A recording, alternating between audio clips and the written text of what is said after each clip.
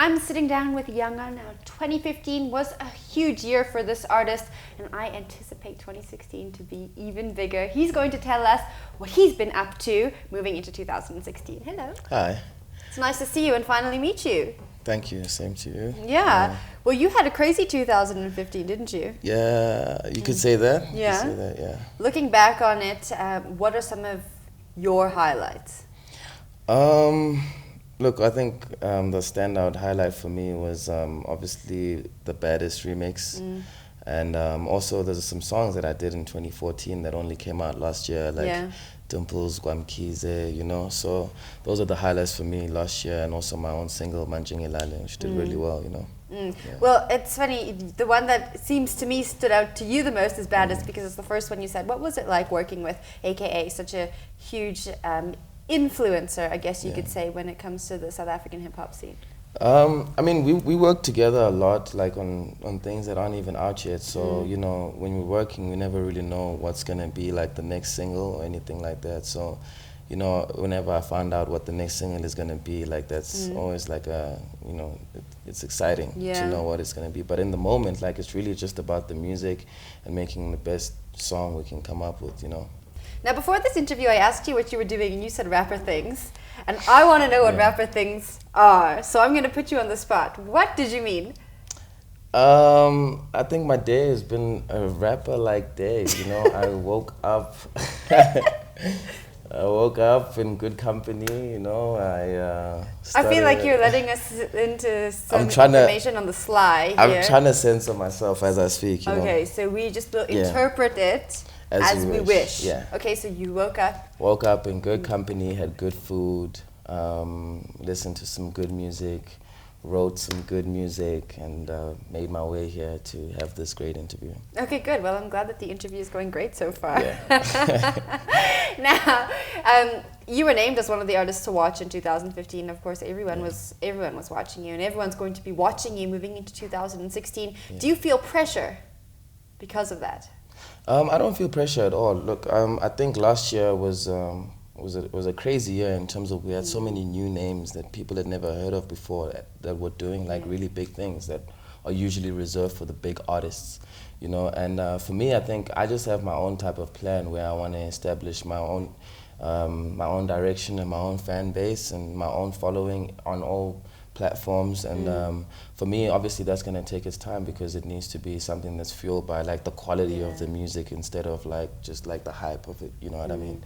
So I'm patient with my music. I don't feel under any sort of pressure whatsoever. I'm just excited for people to hear what I've been working on. Now tell me about that. Tell me about that sound and that uniqueness that you want people to really get to know in 2016. Well, I think a lot of people, like the songs that I've released already, like they would probably group my music into like dust in terms of like the hip hop sound, and you know, that's fair enough. But I think there's a lot of it's a broader thing than just the dust that we've been accustomed to in terms of like the hood hip hop sound, you know. So yeah, people should look forward to a more urban, like refined, like hip hop, hood sound from me, you know, which is really just like about me, because I'm also like a person that, you know, grew up in the hood in some parts of his life and grew up in the burbs in some parts of his life, you know, so that mixture is something you'll find in my music as well. Are we getting an album this year?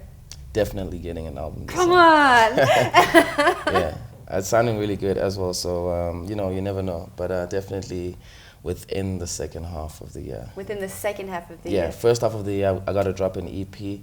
It's called Touches a Move EP. I've been speaking about it since like 2014, so I can't get around not doing it. So yeah, expect it. Now you've been speaking about it since 2014. It's finally coming to life. We're finally going to get it. We're sitting in 2016. What does that feel like for you? Does it feel like, I guess you wouldn't know what having a baby feels like, but maybe that's the closest thing. Look, I'm trying to like, once it comes out, like I don't want to stop taking out music, you know what I mean? I just want to keep it coming. Like I feel like people have waited long enough to hear a full body of work from me. So as soon as it drops, like I just need to hit the ground running, and you know, that'll obviously lead up into the album. So I've got to stay active, you know? Yeah. What do you do when you're not doing rapper things? I'm usually doing like film things, like video directing, music videos for other artists. yeah, that usually takes up my time. You were one to watch in 2015. Yeah. What young hip-hop stars in South Africa are you watching this year? Well, the obvious ones like Nasty C and MT come to mind. I'm just trying to think of someone else. I think they had a really big year, so it's kind of hard to think of anybody else at this moment. But it's all up for grabs, man. That's what we learned last year, that, you know, it's never really set in stone who's going to be like big in a year or whatever. You know, it's just a year, so anything can happen, really.